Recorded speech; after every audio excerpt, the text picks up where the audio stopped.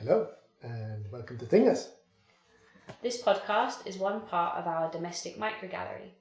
In each of these episodes, we sit down with our current exhibitor and talk about objects, things, and collecting in relation to exhibiting outside of white cube norms. We are Hannah And Martin, and today we are joined by Rikki Winde. Would you like to tell us a little bit about yourself and maybe your artistic practice? Yes, I would like to do that. So my name was Rikki, and I'm an artist that's currently studying at Art Academy here in Bergen. And I hail from Helsingborg in southern Sweden. And prior to becoming an artist, I worked as a sailor and a printmaker. And in my artistic practice, I usually work with ceramic and performance, usually together, in the sense that I like to create an object or a sculpture, and then I interact with it and invite people in a sense of trying to create community in my own search of belonging. So like a kind of like participatory performances. Yes, I like that description. So concise, so precise. So precise. Best first take so far.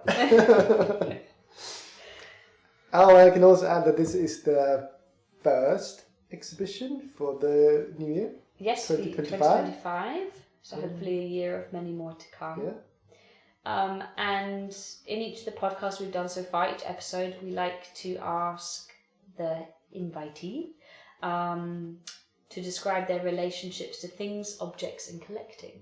So, and we know you're going to be good on this one. yes. Yeah. No pressure. No pressure. Should I go on? Yeah. Yes. However you, which one of those you want to pick on? However you want to just talk about. Well, I want to start with collecting, because I am a collector, and I would say that I come from a line of collectors. But I would also say that I am not a sophisticated collector. And my idea of the sophisticated collector is the one that has like a very concise goal of what they want to accomplish with their collecting. I am more of, I grab everything in sight. I mean, we have had this deliberation, I guess you can say, before. Like making a distinction between hoarding and collecting, like curating. And I am definitely more hoarder adjacent, if we're going to say like that. Like I find something I like, and then I can accumulate that, even replicas or like copies of the same. Kind of. Because you don't wanna like miss out on having something. No, Yeah, I might. Maybe I lose one of them, or maybe I can do something. There's something different with having 5 of something than 1. This is also something I do in my art. Like I like to recreate the same thing. But also I remember like going like backstage at like the Natural History Museum, for example, in Gothenburg, and seeing all these like hundreds and hundreds of drawers of like bugs and butterflies and whatever, and they don't just have like 2 or 1 bug, they have like 50 or 1 bug, It's just.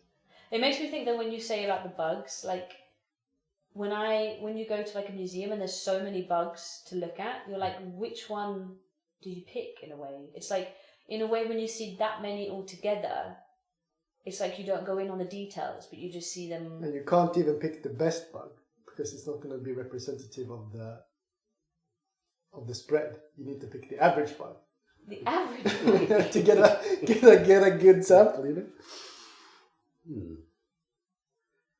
What do you feel then about? So we spoke a little about collecting. Then what about objects and things? Because I know that when we had a fika together, Martin was adding in his description again of our opinion of when an object turns into a thing and vice versa. How do you see these phrases, especially like with the things that you're collecting or like the objects you're collecting? Yeah, I also think that like the object or the sculpture, that they can go in and out of this role depending on how where they are in time and what they represent at that moment, and that can also shift over time. So that's something I think about, especially in relation to art. But my own collections are not really active. Like I have them, but I don't add to them. But I have very different. Like I have a stamp collection, a rock collection, pieces of glass that I pick up on the beach, and. But if you don't add to them, you must have added to them at some point. So is it like a certain period in time where you see the collection is happening, and then it just stops, and then you move on to the next collection? Yes, usually something happens. That means that would make you stop focusing on that. Yeah, like I will jump to a new venue of interest, or I will. Some of them I've essentially gotten because I wanted one thing and they were also there, so I took them. So then you ended up with a collection, but it wasn't your intention. Yes, and this is something that we do in our family as well. That we take over other people's collections. And this was something that I kind of going then onto what you've shown, what you've exhibited for us, a little bit of a bridge gap now, is that like this was a bit of an influence then as to what you wanted to bring, was these things that your family, the different sorts of collections, the different sorts of things they've collected. Yes. Like when I was thinking about, okay, what should I do for Thingness? I reached out to the people the closest to me. I started calling people like, hey, what do you collect? What's your idea about this?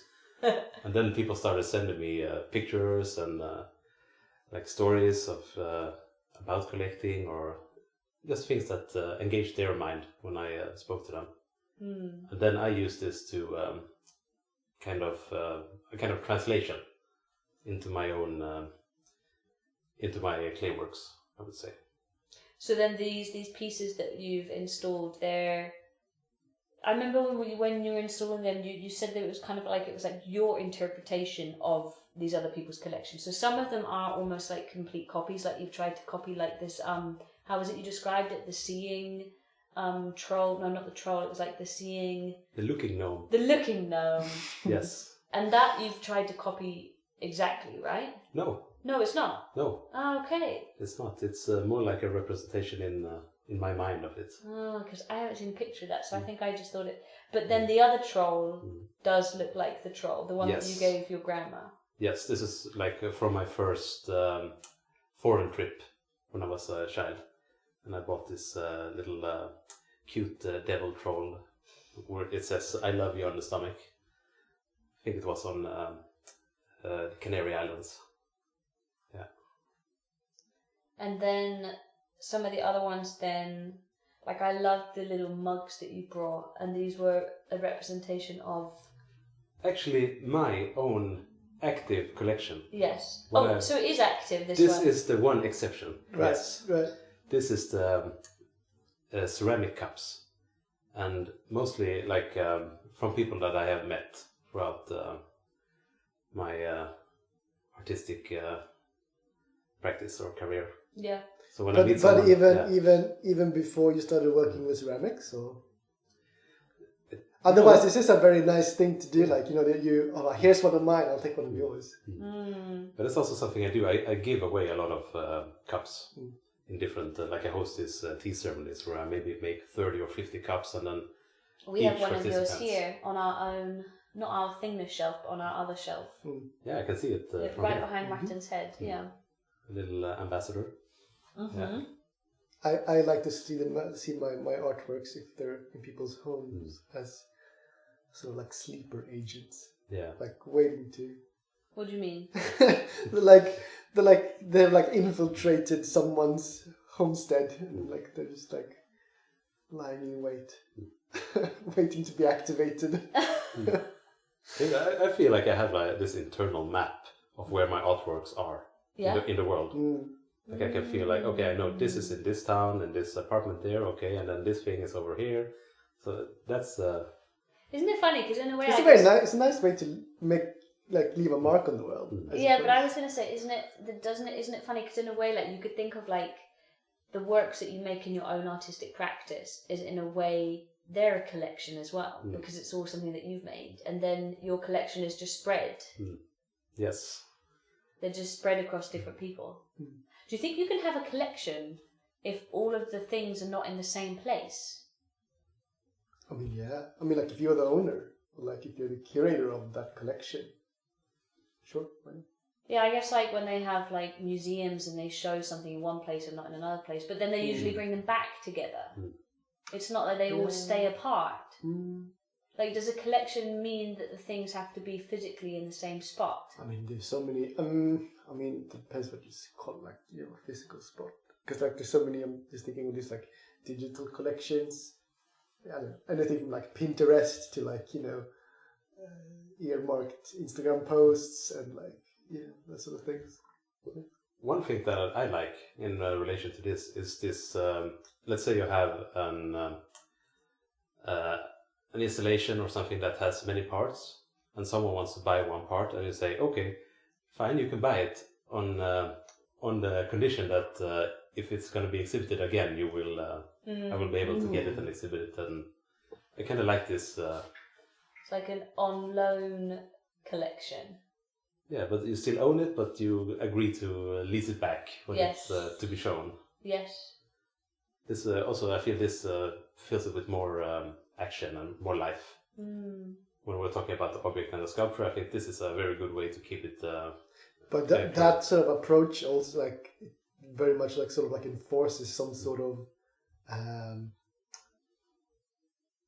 like active engagement from the person, the owner. the owner that bought it, which is kind of nice. Now I just thought when you were saying like this like sculpture and object thing, the works that you've put in our shelf are all in a way their own individual object, because it's like a new object that you made, but they're all representations of another object. So are they like, do you see them as representations or do you see them as their own objects? I see them as my translation of this story that someone told me, or the picture that I was looking at, and I think maybe they will become their own objects. Yes. I like the word translation in that. Yeah. Maybe if I get to know them for a longer time, they will become their own thing. I mean, especially since like he made some things. Ceramics is probably like as a sort of durability. Geological material, are way more durable than plastics. For example, something like the cassette tape, like that's gonna outlast that one for sure. By the ceramic cassette tape. Yeah.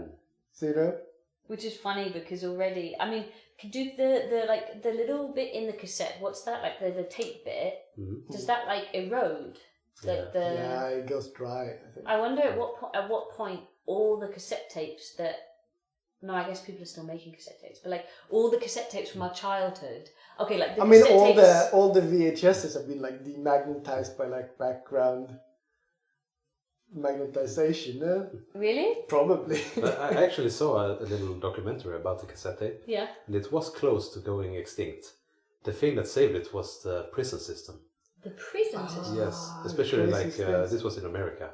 That they, since it takes such a long time to get things approved for use, they were still using this kind of transparent cassette tapes that were glued together that you couldn't interact with. So that's why the technology of the cassette tape were kind of current. So when this new trend of the cassette tape on the like the, it's very hipster now to like when you release an album to also release it on a cassette. Then this kind of production facility still existed to do that. Wow. That's at least how I understand it. Yeah. So that's a weird connection. Okay, but now going back then to your cassette tape. So this cassette tape, do you want to explain? Because this is a lovely backstory. Yes, these cassette tapes I actually have in my studio here in Bergen, and they are from my great-grandfather Huang, from that he taped these cassettes from the radio when he was working in the wardrobe at a restaurant in my hometown of Helsingborg. So this is like what he was doing when he was sitting around in the wardrobe. He was taping the mostly like the country channel and different like Danish radio channels. So then, and he wrote like the date and the name of the program on small notes on the cassette tapes. So now I'm in the process of going through and listening to them, which is a very lovely Wow. experience, especially with the old commercials or interviews. There is one interview with my great-grandmother, that will be his wife, Edith, when she's being interviewed by the local radio about going to the bingo hall and playing. Did she win? Yeah, she was talking like about how cutthroat it was, who was sitting there between these ladies. Mm-hmm. And at this time, like it wasn't really socially super maybe to go to the bingo hall and gamble. So she said that Huang that was taken and that like he would maybe give her money to go and play, but he would never go there himself. No. So this is kind of funny. But it's funny to think that like you were talking about like Instagram saves, like in a way that's like your grandfather Instagramming saving. I hate to use that comparison, but like, or you know, like when we were kids, like cutting out the newspaper clippings. That's like him recording this thing that his wife was on, like this little like snapshot of like, oh, this was something that. But isn't all of this like, I just had like not an epiphany, but like some sort of flash. Isn't all collecting just like some sort of resistance to like the losing thing, like memory losing things? Well, it is very sentimental. Yeah. Like I'm very sentimentally driven in my collection. Like when I heard my great-grandmother's voice, it was very nice. Like it's been a long time. And then you have like this, and it wasn't written on, like I just heard it. So you didn't realise it was going to be there? No, that it was that tape. Yeah. So that was a nice experience. That's funny. You say he's written things on the outside of the tapes and he wouldn't write on the one that his own wife was on. But then it was like the local radio, blah, blah, blah, like this. I love that, like the evenness he sees against the importance of like each of these tapes in a way. Yeah. Or maybe it fell off. Oh yeah. Perhaps. Because I wasn't expecting it, but it was a nice find. Is there another particular? I mean, because there's so many stories behind each of the things. I think we could probably speak for an hour here. But is there another one in particular that you really want to speak about? Well, maybe my first collector's item. Yeah. The revolver. Yes. Yeah, because I think I was maybe 6 years old. That's how I remember it when I'm telling the story. And when you're saying this, by the way, just to be clarified, this is a real revolver. This is like not a kiddie's revolver. A real revolver. That's kind of small, silvery looking thing with that you could spin the barrel and stuff like that, or the chamber. And I remember, but the cock was broken, and I checked this is the correct term, and so like it wasn't functional, and the ammunition is not made, so it's not like that, but it was a real revolver, and this started out. I was given one of these at every birthday, so I got this little weird weapons collection as a kid. So my boy room looked a bit like a museum. So you actually had them up on the walls in your room? Yes. With like the proper little hook? I just like, in my head, I imagine these like two little hooks to... Yeah, I was a bit more like the screwdrivers, or like the screws into the wall. But yeah, it was a lot. Easy access. Like swords and muskets and helmets and stuff like this. Wow. It was really cool. I would have been kid. so jealous, And did you play with them, or did you like already from that young age see it as like a collection? Because I guess if people around you were collecting things already, like in your family. Yeah, but really young, maybe you would run around a little bit with it, but I would probably use a stick if I was going to go out and hit something. Yeah, because I grew up on the countryside, so I spent a lot of time running around alone. Outside. Yeah. So you could do what you wanted. Amazing. Can we go back to something? Yes, what's that? So like the last week or so, or like 2 weeks, we led this jigsaw puzzle. Yeah. And as we had finished it, we situated flowers that you gotten from one of your openings. Yes. Around it. And I had this like... You had a strange philosophical epiphany. Yeah, so I was like, this kind of like look like Renaissance, like Baroque painting of flowers, very strange. It's like came before, like chronologically, like, but it's made after flowers So it's like this like representation thing going back and forth.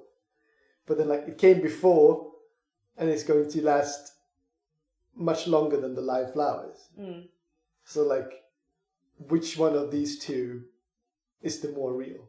Is the more real of like the definition of flower? Yeah. Yeah. Because like one is the actual thing, but the other is like always like the the Plato's cavern of ideas sort of version of like the idea of a flower. It's just. So I'm guessing whether you're going. Are you going with this like that now that we have this ceramic revolver? Yeah, exactly.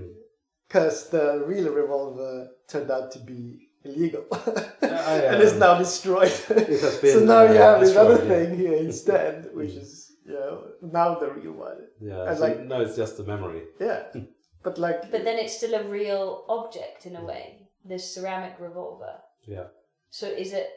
Yeah. How would you say that? Maybe it's like the experience of having had this like object or like having had this happen to you is like the real thing more than either of the objects.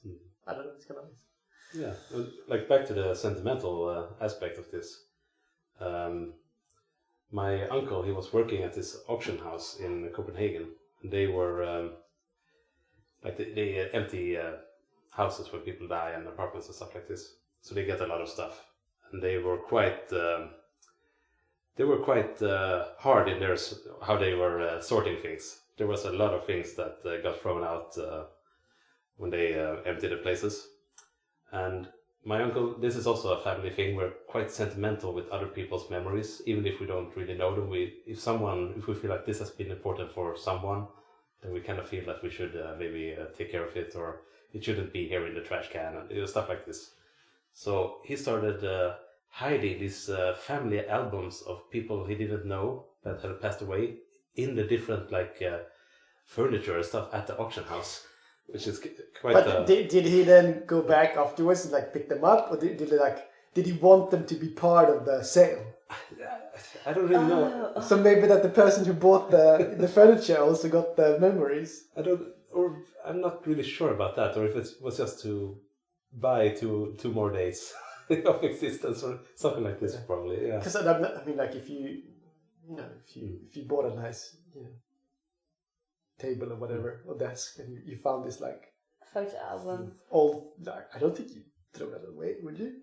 No, if you bought it on an auction, you're like, yes, bonus object. Yeah. You might keep like one thing as like a memento, like, oh, these were the people that owned it.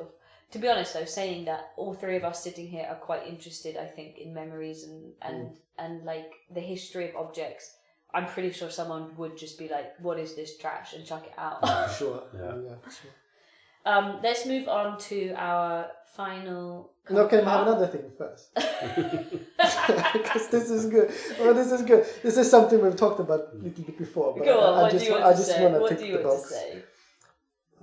I saw this, YouTube short or whatever, like a few weeks ago about generational artists, like the difference between artistic families and artists who become artists on their own, like indifferent from their family's work, and how if you're a first generation artist, like you almost take on this like massive quest of proving like the feeling you need to prove yourself, not just proving yourself, but proving art itself, like saying that it's like, oh, it's like this purpose, like it does this, like this is the importance of art.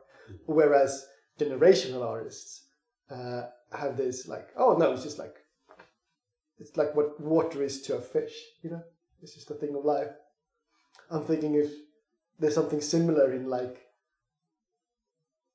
generational collectors, Oh, so because, and not just your parents, but like generations of your family have been collecting. Yeah, I've never been questioned in my collection or my collecting. Now that you mention it, that hasn't really been of course, if I my grandfather, he gave me like a truck that it was standing in the garden, and then that became a problem. but not. Otherwise, like if it doesn't take up too much space, it's never really been an issue. Like, why do you collect these? These old muskets. Like that hasn't really been an issue. No. I think you're onto something here. I mean, I think it's also much like it depends on what kind of things you're collecting, but like I think your parents like encouraging or discouraging of habits. It's a very big thing of like shaping you as definitely person, collecting or otherwise. Do you remember my fear of starting a new collection that I was talking about? Yes. That I have this feeling that it's really like knocking on my mind is this urge. I want to start collecting bricks.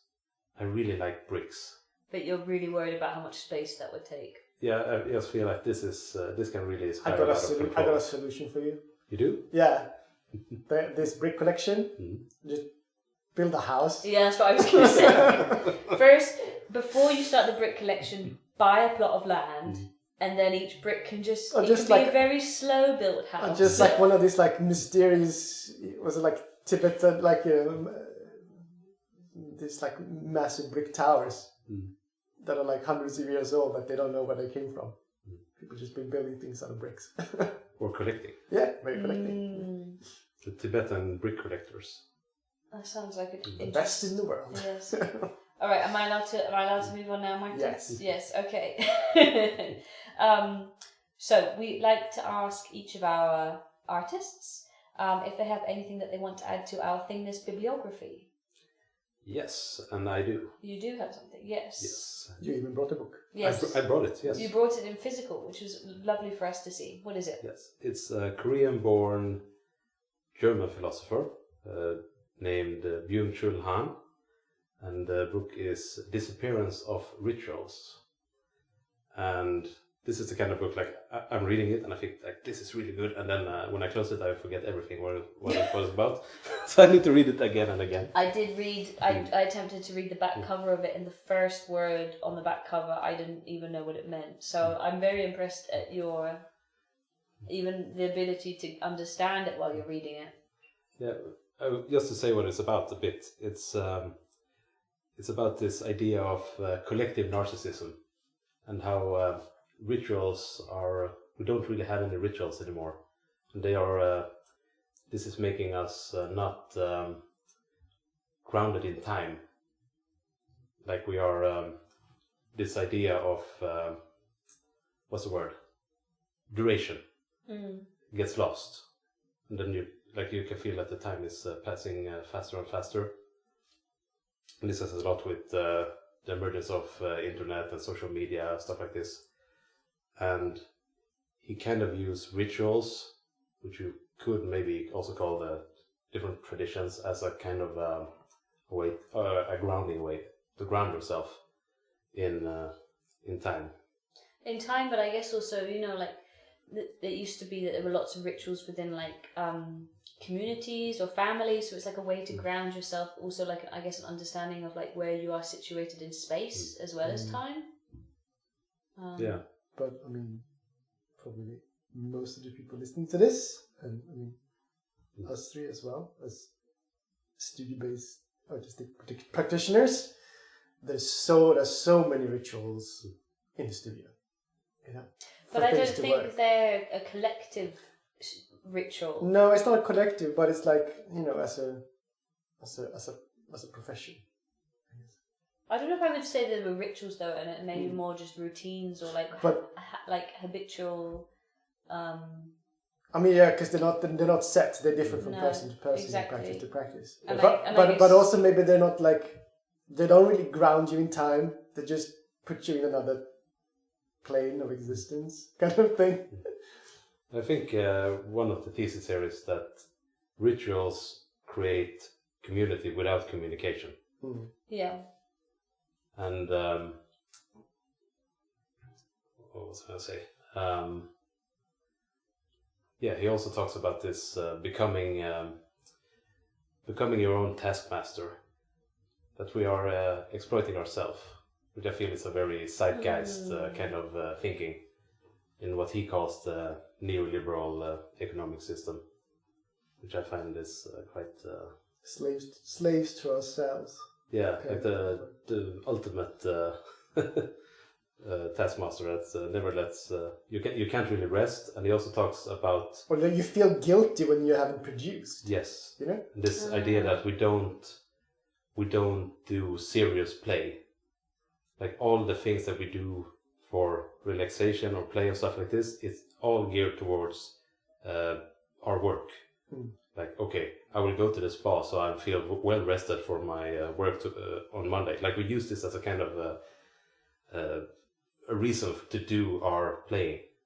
Or even the games that we play are like kind of like designed to make us then better at lateral thinking, or just like situational awareness, or you just like hand-eye coordination or whatever. Yeah, there's no like. No rest for the wicked. Exactly, like no rest for rest's sake. Like there is no, as what he calls serious play. Like I really like this. It's a really nice idea. Yeah. Yeah, because I'm thinking even this, people going home and binge watching TV episodes. As fun as that is, like you say, you're only doing it because your mind wants something to numb after, so that you can then go back to doing what you were doing at work the next day. Yeah, it's not relaxing. It's consumption. Exactly. And I mean, I've learned this a lot from training and studying yoga, that a lot of the things that we think we do that are relaxing are actually still activating our nervous system. We don't get that time to like actually rest. Yeah. Yeah, so this is something I Well, then maybe we're so speeded that then like actual rest just stresses us out. Yeah. It feels weird. Well, I hope this episode has maybe been a rest for someone. Maybe not. Maybe someone listening will feel like, oh, I need to declutter my life.